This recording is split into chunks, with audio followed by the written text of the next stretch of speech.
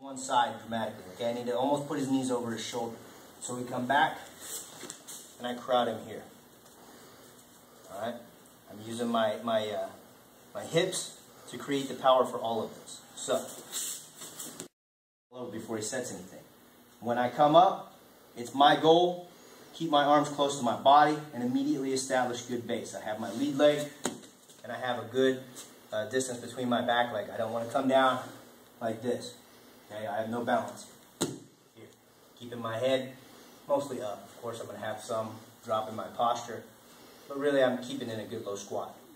All right. I bring his knees together, square him up, and when I do, put his feet on the ground. Here. Now I'm going to take his knees, put him over his shoulder, and when I do that, I bring the leg that's trailing right up behind his butt and crowd him here. Okay, see how I'm immediately over the shoulder, off to the side. I've got him locked up in this fetal position now. He's not really in a good place to fight me. Okay, so what we want to do for now, all right, come up, square him up, play each side. I'm here, drop his knees, okay, make sure he stays square. I bring his knees over his shoulder, and the trailing leg comes through his butt. All right. Once again, I came up, okay, get here, square him up, feet down, throw him over his shoulder first, then off to the side. Sound cool? Let's do that a few times. Be comfortable coming up and controlling the posture from there, and countering what his grips do.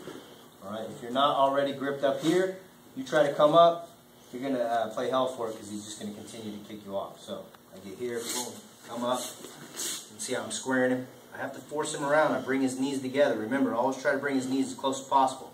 Quick snap down. Bring him up. All right?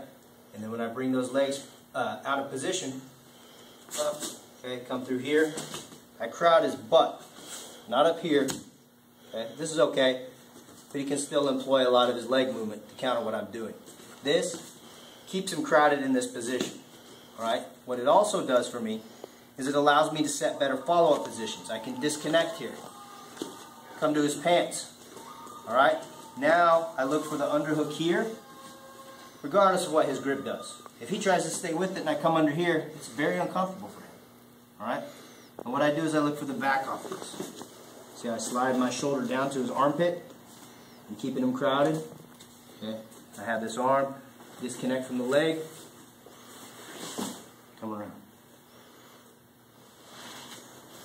That's like the world's slowest version of how I want to do that, but I have to illustrate the controls as well. So, all the way through the movement.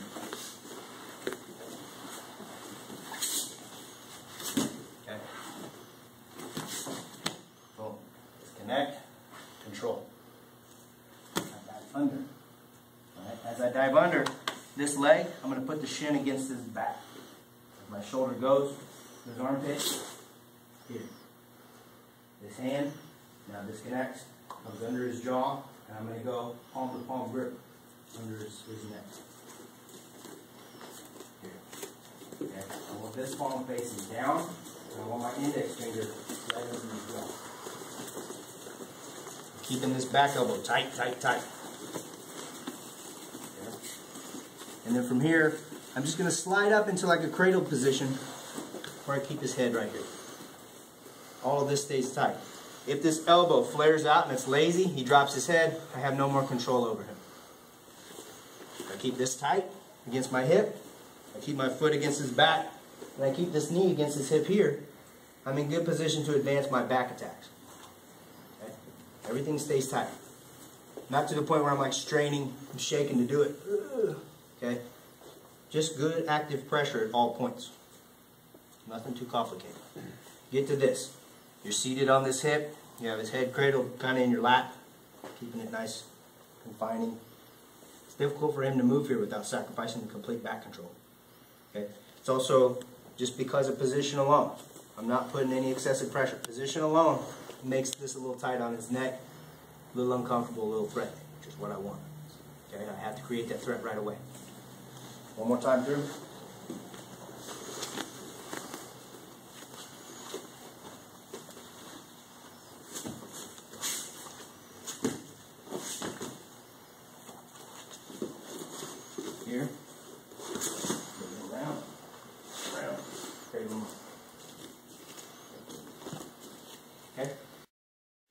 staying low, hiding everything.